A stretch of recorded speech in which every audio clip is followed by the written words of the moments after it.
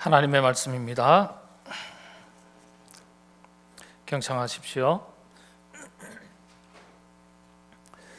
그의 이웃 여인들이 그에게 이름을 지어주되 나오미에게 아들이 태어났다 하여 그의 이름을 오벳이라 하였는데 그는 다윗의 아버지인 이새의 아버지였더라. 살몬은 보아스를 낳았고 보아스는 오벳을 낳았고 오벳은 이새를 낳고 이새는 다윗을 낳았더라. 아멘. 말씀을 함께 나누기 전에 다시 한번 말씀을 드립니다. 참 어려운 시절을 지나가는데 이런 상황 속에서 사람들이 점점 더 감정이 불안의 지수가 높아가고 분노의 지수가 또 높아가고 또 우울한 마음이 점점 더 더해가는 때입니다. 계절적으로도 계절성 우울증이 가장 1년 절기 중에 높을 때가 바로 이 겨울철 1, 2월 이럴 때입니다. 이런 경우에 야외 활동도 마음껏 못하시고 또 이웃들과 우리 교우들과 또 사회생활에 있어서 여러 사람과의 만남, 인간관계도 여의치 못한 때 답답하기도 하고 기분이 울적하기도 하고 모든 것이 위축되기가 참 쉬운 때입니다. 사실 위축되기 쉬운 게 아니라 위축되고 있는 때입니다. 이럴 때일수록 좋은 시절입니다. 왜냐하면 서로 과거 같으면 연락하기가 참 어렵습니다만은 또 SNS에서 핸드폰으로 서로 전화 통화하시면서 위로도 하시고 격려도 하시고 또 소식도 일상생활 소식도 주고 받으시면서 또 서로 기분이 또 우울해지지 않도록 이렇게 노력하는 것이 필요한 때라고 여겨집니다. 뭐 단순한 일이지만은 예배드리는 장면들을 인증샷으로 찍어서 우리 목장 가족들에게 우리는 이렇게 예배드립니다. 그러면은 그 별것 아닌 것 같아도 그렇게 예배드리시는군요. 보니까 모습도 보고 어서 빨리 함께 만났으면 좋겠는데 모였으면 좋겠는데 이런 생각도 하시고 기도도 하시고 그것이 위로가 되고 또 격려가 되고 권면이 되거든요. 그런 점에서 여러분들이 사소한 것이지만 교제의 관계 끈이 또 느슨해지지 않도록 여러분들께서 노력해 주시면 감사하겠습니다. 교회적으로는 우리 한국교회 가장 큰 교단의 중심 교단인데 총회에서 노회에서 결정되는 대로 공지해드리고 그 공지에 따라서 일사불란하게 저희가 교회 대응에 발을 맞추려고 합니다. 교회도 그렇고 또 성도님 개개인도 그렇습니다. 각각 다 생각이 다르고 그럴 수 있지만은 교회 형편이 다 다를 수 있지만은 이런 어려운 때일수록 일사불란하게 질서 있게 우리가 발을 맞춰 나가는 것이 여러 가지 면에서 교회권이나 영향력이 또 선하게 전달될 수 있습니다. 우리 총회에서도 아마 정부 측하고 여러 가지 협의를 하고 있는 것으로 알고 있습니다. 뭐 아직까지는 전국적으로 교회에 확진자가 거의 대부분 나오지 않은 상태입니다. 몇몇 교회밖에 없고요. 저희 교단에서도 몇몇 교회밖에 알려지지 않았습니다. 뭐 그런 가운데 있으니까 주의도 하셔야 되겠지만은 또 우리가 너무 위축되거나 불안해하거나 그럴 필요는 없고 지혜롭게 평일에 모든 모임들이 잠깐 쉬고 중단이 되어 있는 상태에서 우리가 예배 잠깐 드리는 것이니까 예배 드릴 때라도 주의해서 2m 간격 좀 띄우시고 부부는 괜찮습니다. 안 친하신 분은 떨어져도 괜찮아요. 그렇게 해서 예배도 드리면 아직까지 교회에 감염이나 확진의 소식들이 거의 뭐 없는 거나 다름없습니다. 그래서 여러분들 너무 불안해하지 않으시기를 바랍니다. 그래서 총회 노회에 결정된 사항 공지되는 대로 저희도 거기에 발맞춰서 교회가 대응하려고 하고 있습니다. 참 이 함께 모여서 대면으로 예배드리기가 참 어려운 시절인데요. 그럼에도 불구하고 오늘 이 자리에 나오신 모든 분들 진심으로 감사를 드리고 또 환영을 합니다. 이런 때는 교회적으로도 큰 어려움을 지금 많이 겪고 있습니다. 100명 정도 이하의 소형 교회들이, 특히 삼각교회들이 드디어 2주 3주 이렇게 흘러가면서 세상 말로 하루 벌어 하루 먹고 살아가는 형편의 처지에 있는 그와 같은 교회들이 드디어 이제 재정적인 어려움들도 겪고 있는 이야기들이 속속 지금 들리고 있습니다. 저희 교회는 지지난주에부터 이제 교회에 나오셔서 예배를 드리지 못하는 많은 교우들이 계신데, 지지난주에도 또 가정에서 예배 드리시면서도 교회를 사랑하는 마음으로 또 많은 분들이 헌금에 참여해 주셔서 다른 주보다도 훨씬 더 많이 또 이렇게 헌금이 드려졌습니다. 지난주에도 또 많은 분들이 또 온라인으로 헌금에 참여해 주셔서 뭐 큰 차이 없이 여느 때와 같이 그렇게 또 하나님 앞에 드렸습니다. 이런 것들은 사실은 우리 모든 성도님들께서 안타까운 마음으로 교회 예배 나오셔서도 드리지만은 또 가정에서 드리시면서도 교회 사랑하는 마음으로, 기도로, 물질로 또 마음으로 그렇게 함께 참여해 주셨기 때문에 또 저희 교회가 그렇게 지나올 수 있었습니다.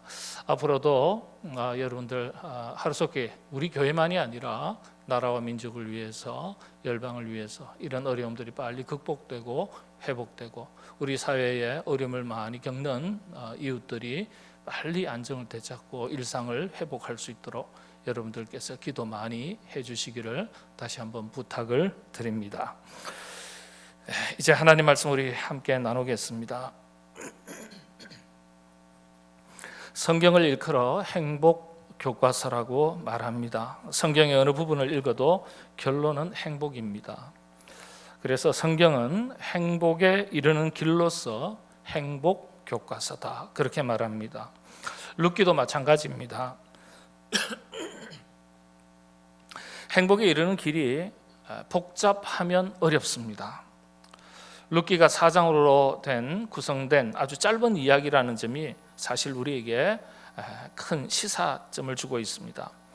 짧다는 것은 행복에 이르는 길, 그 비결이 아주 간단 명료하다는 거예요. 명확하고 분명하다는 거예요. 룻기의 핵심 6가지라고 말씀을 드렸습니다. 오늘 이제 전체를 정리하면서 룻기 강의를 마치도록 하겠습니다. 룻기의 핵심이 6가지, 그 핵심을 표현하고 있는 단어, 핵심 단어가 6개라고 말씀을 드렸습니다. 그런데 이 6가지는 서로 연결이 되어 있습니다. 행복에 이르는 길로서 한 단계 한 단계 마치 계단처럼 서로 연결이 되어 있습니다. 순서대로 연결이 되어 있고요. 그래서 각각 개별적이면서도 통합적이에요. 각 주제가 개별적이면서도 전체적으로 하나의 의미로 서로 연결되어 있습니다.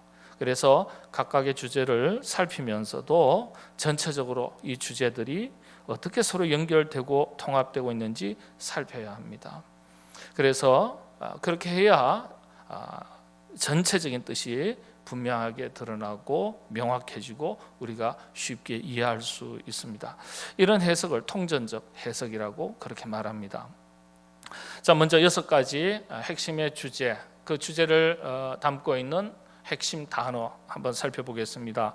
첫 번째가 마라, 두 번째가 슈브, 세 번째가 카나프, 네 번째가 레헴, 그다음 다바크, 그리고 고엘, 이렇게 6가지입니다. 첫 번째입니다. 마라. 핵심 단어죠. 마라의 뜻이 무엇입니까? 고통이라는 뜻입니다. 인간의 고통의 문제를 나타냅니다. 룻기 이야기 속에 담긴 고통의 문제는요, 한 인간으로서 개인의 룻에게만 있는 고통이 아니라 인간이 가지고 있는 수많은 모든 고통의 문제를 다 대변하는 것입니다.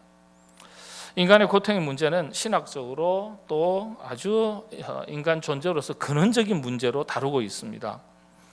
이런 말이 있습니다. 인간은 인간이기 때문에 고통한다. 인간은 인간이기 때문에 고통한다는 거예요. 그래서 우리가 살아가는 동안에 이 땅에 존재하는 한 고통은 사라지지 않는다는 거예요. 인간은 인간이기 때문에 반드시 고통의 문제가 있다는 거예요. 여기서 인간은 하나님 품을 떠난 인간을 말합니다.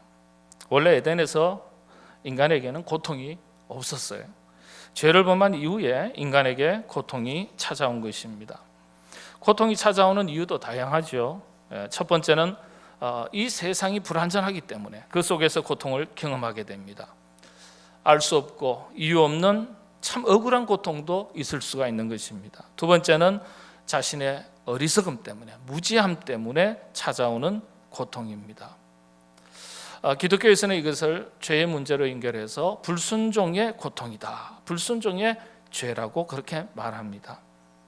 세 번째는 하나님께서 연단과 훈련의 과정으로서 특별히 주시는 고통이 있다는 거예요. 이런 고통은 성장과 성숙을 위한 하나의 과정이라고 말씀을 드릴 수 있습니다. 근데 세 가지 고통의 원인이 세 가지든 두 가지든 10가지든 관계가 없습니다. 이유야 어떠하든지 간에 이런 고통이 찾아올 때 성경이 제시하는 해결 방법은 한 가지입니다. 단 한 가지. 자신을 돌아보고 하나님 앞에 나아가서 엎드리는 겁니다. 하나님께서도 약속하셨죠. 이유를 막론하고 하나님께서는 자신의 백성들이 오랫동안 고통당하는 것을 원치 않으신다고 말씀하셨습니다. 인간이 실수하고 넘어져도 다시 회복시켜 주시는 분이 하나님이신 것을 성경은 가르쳐주고 있습니다. 특별히 하나님께서는 자기 백성들의 고통과 부르짖음을 듣고 기억하시고 회복시켜 주신다고 그렇게 약속하셨습니다. 시편 기자를 통해서 가르쳐 주셨는데 시편 37편 23절 24절의 말씀에 여호와께서 사람의 걸음을 정하시고 그의 길을 기뻐하시나니 그는 넘어지나, 시련과 역경과 고통을 말하죠. 그는 넘어지나 아주 엎드러지지 아니하면 여호와께서 그의 손으로 붙드심이로다. 넘어진다는 것 자체가 고난과 시련, 시험과 역경을 의미합니다. 우리의 연약함과 어리석음 때문에 시련을 겪기도 하지만은 그러나 하나님은 우리의 손을 붙드시고 우리를 이끌어 주신다, 세워 주신다는 거예요. 낙심거리, 그래서 시험거리, 근심거리 있어도 여러분 아주 낙심할 필요가 없습니다. 우리의 고통과 우리의 고난을 누가 기억하신다고요? 여호와 하나님께서 기억하신다. 기억하시는 정도가 아니라 우리를 일으켜 세워 주신다는 거예요. 때가 되면 일으켜 주시는 은혜가 있다는 것입니다. 다만 우리가 해야 할 일이 있습니다. 앞서 말씀드린 대로 고통의 원인이 무엇이든지 간에 하나님 앞에 나아가 하나님의 긍휼하심과 도우심을 구해야 한다는 사실입니다. 자, 그래서 룻기의 첫 번째, 여기에서 룻기의 첫 번째 주제가 두 번째 주제로 넘어갑니다. 연결이 됩니다. 첫 번째는 고통이 있어요. 자, 고통이 있을 때 어떻게 하라는 거예요? 여호와 하나님 앞에 나아가 엎드리라 그랬어요. 자, 두 번째 단계가 어떤 단계입니까? 여호와 하나님 앞에 돌아가는 거예요. 그래서 두 번째 단계가, 주제가, 핵심 단어가 슈브입니다. 슈브. 히브리어 슈브는 뜻이 돌아오다, 그런 뜻입니다. 그런데 이 슈브라는 단어에는 세 가지 의미가 담겨져 있습니다. 첫 번째가 듣다, 두 번째는 일어서다, 세 번째가 돌아오다. 이 세 가지 의미를 다 표현한 것이, 담고 있는 것이 돌아오다. 히브리어 말로는 쉐마, 들으라 이스라엘아, 듣다. 그 다음에 일어서다 그랬습니다. 귀로 듣고 드디어 몸을 일으켜 세웁니다. 쿰, 쉐마, 쿰. 그리고 몸을 일으켜 세워서 어떻게 합니까? 더 구체적인 행동을 시작합니다. 발을 내딛고 달려갑니다. 그게 돌아오다, 슈브라는 단어입니다. 이건 고난과 시련, 시험과 역경을, 고통을 이기는 영적인 비결에 관한 것입니다. 마라, 고통을 축복으로 바꾸는 비결입니다. 하나님은 마라의 쓴물이 마침내 단물이 되도록 도우십니다. 단물을 경험하는 비결이 무엇입니까? 고통을 이기는 비결이 무엇입니까? 주께로 돌아가는 것, 하나님께로 돌아오는 것. 돌아올 때에 세 가지 원칙 잘 들어야 되는 거예요. 듣고, 그리고 일으켜 몸을 일어서고 결단이 있다는 거예요. 그리고 구체적인 행동, 슈브, 돌아가는 것. 지름길이 따로 없습니다. 정도를 걸어야 합니다. 이 세 가지 원칙이 정도입니다. 잘 듣고 결단하고 일어서고 구체적으로 실천하고. 모압 땅에서는 마라의 선물을 경험하지만 여호와의 말씀을 듣고 일어나서 돌아올 때 나오미와 룻이 제2의 회복의 인생을 시작할 수 있었습니다. 이걸 성경이 보여주는 거예요. 이런 은혜가 여러분들에게 넘치시게 되기를 바랍니다. 우리는 사람입니다. 짐승이 귀 기울이는 것에 귀 기울일 필요가 없습니다. 짐승이 관심을 가지고 시선을 두는 곳에 사람이 마음을 두고 관심을 두지 않습니다. 하나님의 사람은 하나님의 음성을 들을 수 있어야 합니다. 그리고 하나님께서 보여주시는 것에 시선을 두고 마음을 두고 살 수 있어야 합니다. 이게 첫 번째 원칙이에요. 사는 동안에, 우리가 살아가는 동안에 이왕이면 마라, 고통이 없기를 바라지만 그러나 혹 있다면, 생긴다면 해결의 방법을 일러주셨으니까 그때마다 여호와 하나님의 말씀을 잘 듣고 쉐마, 그리고 결단하고 일어서고 의지적인 노력을 보이는 거죠. 그다음 그걸 쿰이라 그랬어요. 쿰. 그리고 발을 내딛어 어디를 향합니까? 하나님께로 돌아가는 것. 슈브. 여호와의 말씀을 잘 듣고 일어서고 여호와께로 돌아올 때 마라, 고통이 축복으로 변하는 그 은혜가 여러분들에게도 넘치시게 되기를 바랍니다. 신앙은 하나님의 말씀을 잘 듣는 것에서부터 시작된다고 했습니다. 예수님 잘 믿는 건요, 하나님의 말씀을 잘 듣는 거예요. 우리 옛말에 그런 말이 있습니다. 어른들 말 잘 들으면, 부모님 말 잘 들으면 자다가도 뭐 생긴다고요? 떡 생긴다 그랬어요. 떡 생긴다. 속담으로 자리 잡은 건요, 새겨들을 필요가 있습니다.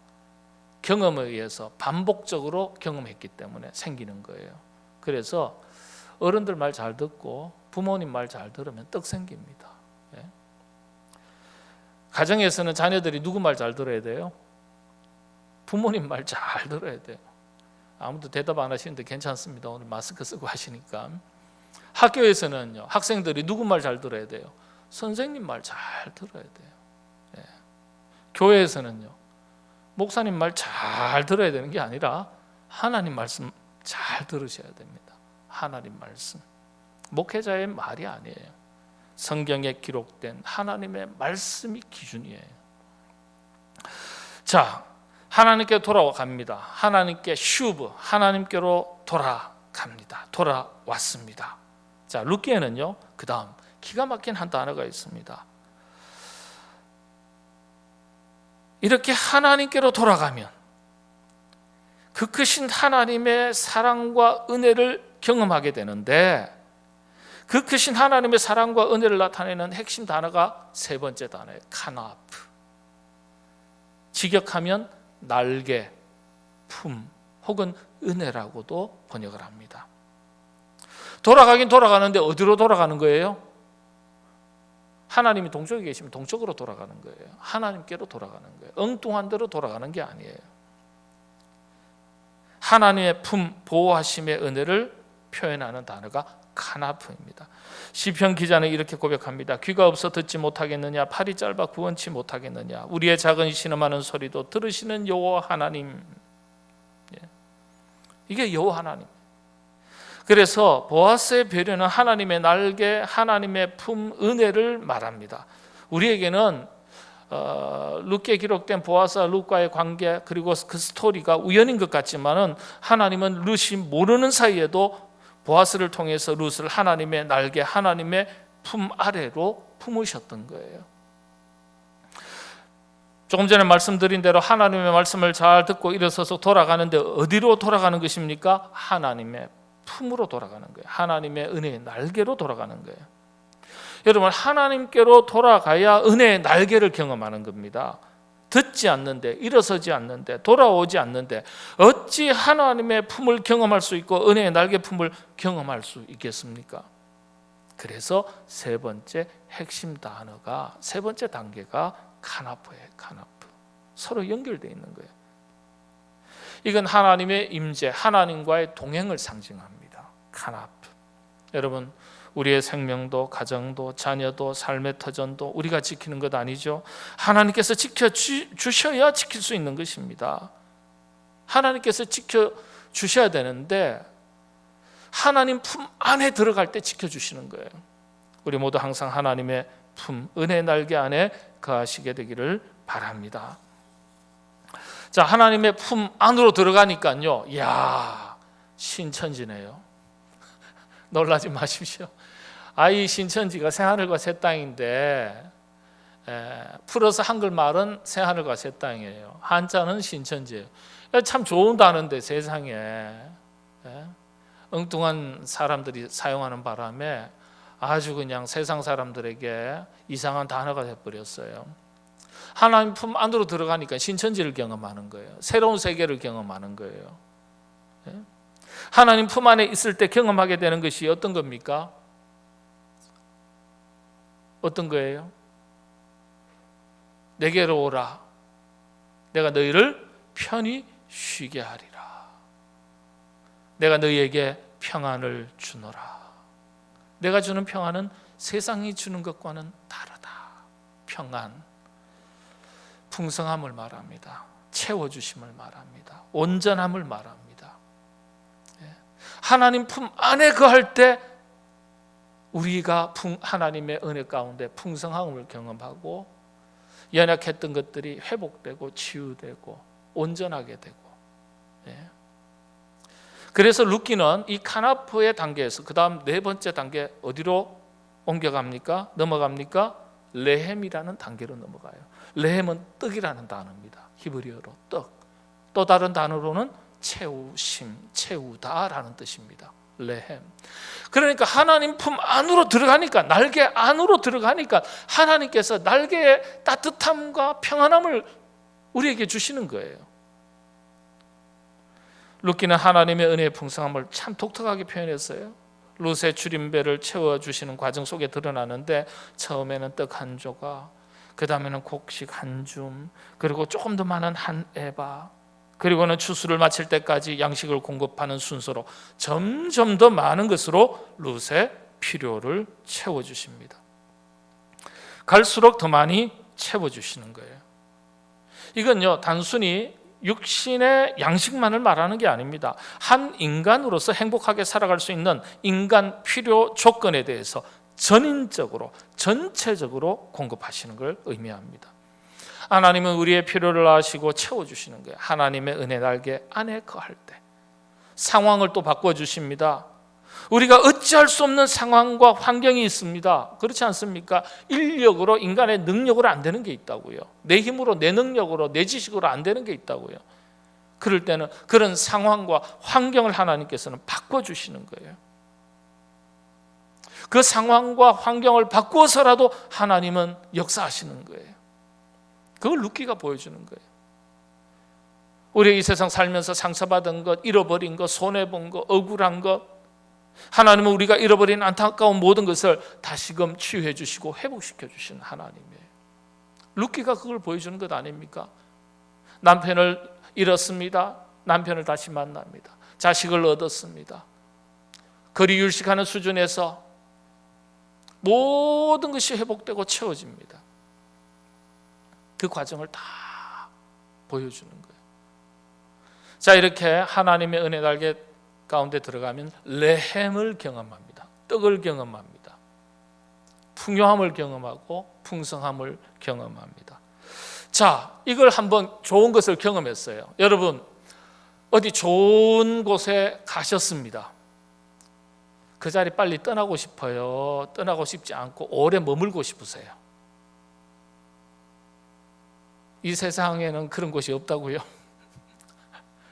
여러분, 좋은 곳에 가면요, 좋은 환경이든지 뭐 그게 뭐 어디든지 여행지든지 아니면은 내 몸과 마음을 편안하게 하는 어떤 장소이든지 관계 없습니다. 사람도 관계 없어요. 좋은 사람 만나면 그 사람과 헤어지는 거 싫습니다. 오래 떨어져 있는 거 싫습니다.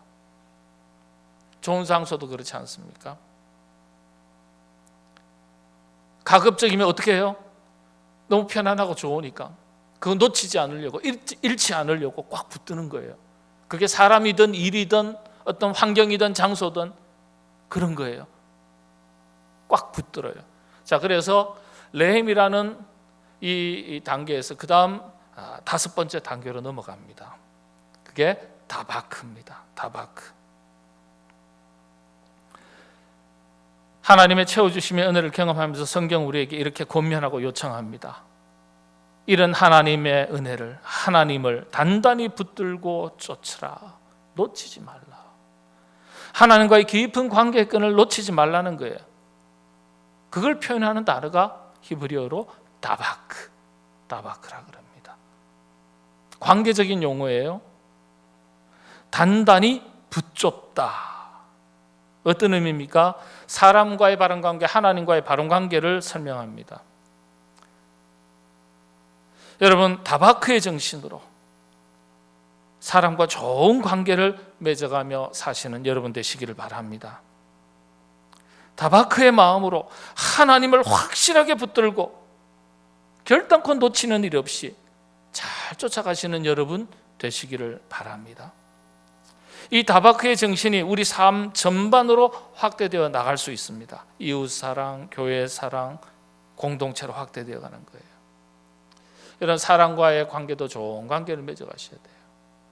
하나님과의 관계도 좋은 관계를 맺어가셔야 돼요. 하나님을 놓치지 않는 걸 말하고 하나님과 늘 동행하는 것을 말합니다.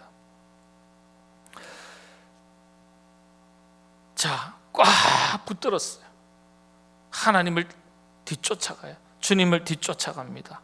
자, 이 신앙이 정점으로 이제 나갑니다. 마지막 단계, 마지막 6번째 단계가 어떤 단계죠? 고엘이라는 단계. 성숙한 신앙의 단계를 보여줍니다.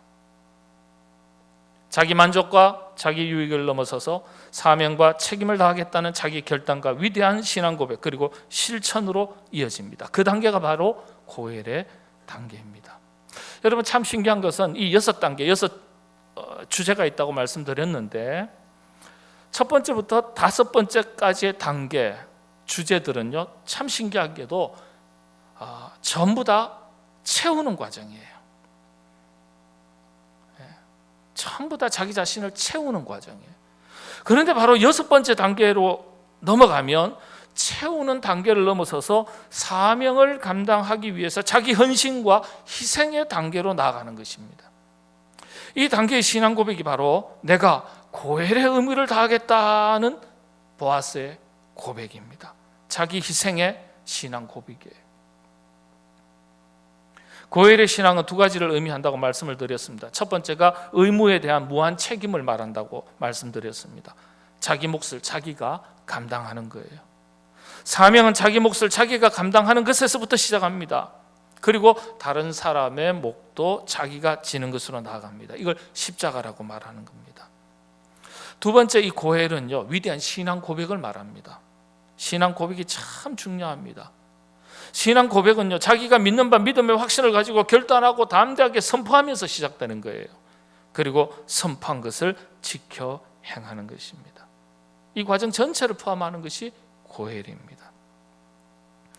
여러분, 흔히 교회사에서 영성 중에 최고의 영성을 순교의 영성이라고 말합니다. 순교의 영성.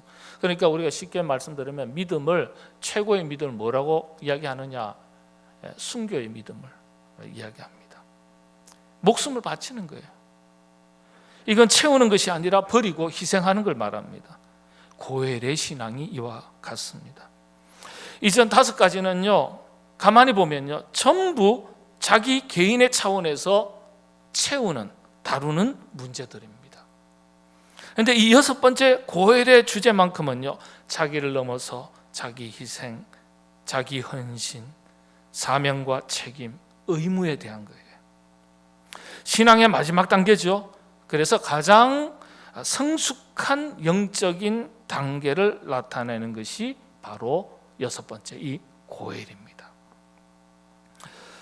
그래서 룻기의 6가지 신앙의 주제는요, 결국 우리 그리스도인들의 신앙의 영적인 성장과 성숙에 관계된 것이라고 말하는, 해석하는 신학자들도 참 많이 있습니다. 그 성장과 성숙의 결과론적인 것이 뭡니까? 나무가 자랍니다. 꽃을 피웁니다. 열매를 맺습니다. 잘 익었습니다. 성장합니다. 열매가 익어갑니다. 성숙합니다. 결국 뭐예요? 열매는 기쁨을 말하는 거예요. 행복을 말하는 거예요. 그래서 룻기는 행복에 이르는 길을 우리에게 가르쳐 주는 겁니다. 우리 모두 룻기에 기록된 영적인 교훈을 잘 살펴서 여러분들 영적인 성장과 성숙을 잘 이루어 가시면서, 그리고 더욱더 행복해지시는 여러분 되시기를 바랍니다. 고엘의 고백과 같은 수준들의 신앙 고백이 있습니다. 고엘, 지난번에 말씀드렸죠. 고엘 한 번만 외치면 제가 십자가 지겠습니다. 그 책임 제가 다 하겠습니다. 그 목 제가 하겠습니다. 제가 짐을 지겠습니다. 그렇게 장황하게 설명할 필요도 없어요. 뭐라고요? 이 한마디만 하면 그 모든 것을 다 표현하는 거예요. 고엘 한마디만 하면 끝나는 거예요. 구약 전통에. 이 고엘과 같은 신앙 고백이 있다 그랬어요. 이사야 선지자의 고백이 바로 그것입니다. 이사야서 6장 8절에 내가 또 주의 목소리를 들으니 주께서 이르시되 내가 누구를 보내면 누가 우리를 위하여 갈꼬 하시니 그때 내가 이르되 내가 여기 있나이다. 나를 보내소서 하였더니. 모두가 가기를 싫어하는데, 가고 싶어 하지 않는데, 짐지기 싫어하는데, 십자가의 길 가고 싶지 않은데, 헌신하고 싶지 않은데, 희생하고 싶지 않은데, 부담스러운데 제가 맡을게요. 제가 갈게요. 제가 하겠습니다. 저를 보내주십시오. 이사야 선지자의 고백이 그런 고백이에요. 이 고백이 고엘과 같은 고백입니다. 제가 감당하겠습니다. 그 책임, 그 사명, 그 의무 제가 하겠습니다. 제 목 제가 감당하겠습니다. 아니, 다른 사람의 목까지도 제가 쳐보겠습니다. 십자가 지겠습니다. 참 영적인 최고의 단계죠. 이 고백이 우리 모두의 신앙 고백이 될 수 있기를 바랍니다. 룻기는 이렇게 마무리가 됩니다. 오늘 본문입니다. 마무리를 이렇게 기록하고 있어요. 그의 이웃 여인들이 그에게 이름을 지어주되 나오미에게 아들이 태어났다 하여 그의 이름을 오벳이라 하였는데 그는 다윗의 아버지인 이새의 아버지였더라. 21절죠. 살몬은 보아스를 낳았고 보아스는 오벳을 낳았고 오벳은 이새를 낳고 이새는 다윗을 낳았더라. 누가 누구를 낳았더라? 누가 누구를 낳았더라? 이 짧은 이야기 속에 마무리를 왜 이렇게 마무리할까요? 이게 무슨 뜻일까요? 후대 사람들이 이 룻기의 마지막 구절들을 읽고 무엇을 느끼고 어떻게 말할까요? 아니면 룻이 살던 그 시대 사람들이 이 룻의 믿음의 여인의 룻의 이야기를 듣고 어떻게 생각하고 어떻게 말할까요? 우리 식대로 한번 표현해 보겠습니다. 이렇게 표현할 수 있지 않겠습니까? 세상에나 보아스가 다윗의 증조부래, 증조부. 룻이 다윗의 증조 할머니래, 할머니. 그렇게 고생했던 모압 이방 여인 룻이 아이고야, 복 받았네, 복 받았네. 다윗 왕의 정주 할머니네. 다윗 왕이 그러니까 정손주야, 정손주. 세상에 그 집안에서 그 여인의 몸에서 다윗 왕이 나왔다니, 후손이 나왔다니, 야, 참 복받은 사람이네, 복받은 여인이네, 복받은 집안이야, 대단한 가문이야. 그렇게 얘기하지 않겠습니까? 룻은요, 자신만 행복해진 것이 아니라 룻을 통해서 이스라엘 왕국이 번성케 되는 복을 누리게 되었습니다. 이스라엘 백성들이 강성한 나라의 백성이 되는 그 복을 누리게 된 거예요. 개인의 행복을 넘어서 나라와 민족의 복으로 확장이 되는 겁니다. 룻의 이야기는 이렇게 행복 이야기로 마무리가 됩니다. 룻기를 읽은 우리 모두 룻과 같은 행복한 인생이 되어 살아갈 수 있도록 하나님께서 은혜 더해 주시기를 바랍니다.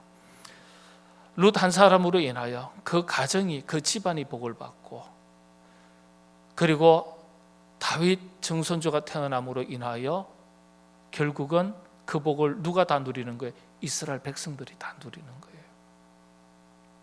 저는 여러분들로 인해서 여러분의 가정이 복을 받고, 여러분의 자녀가 복을 받고, 여러분의 형제 자매가 복을 받고, 여러분 때문에 우리 교회가 복을 받고, 우리 교회로 인해서 지역사회, 우리의 이웃들이 복을 받는 그와 같은 일들이 있기를 바랍니다. 여러분들로 인해서 다른 사람들도 더욱 행복해지는 일에 여러분들이, 그리고 우리 교회가 룻과 같이 크게 쓰임받게 되기를 원합니다. 룻에게 주셨던 그런 은혜를 우리 모두에게 주실 줄로 믿습니다. 기도하겠습니다.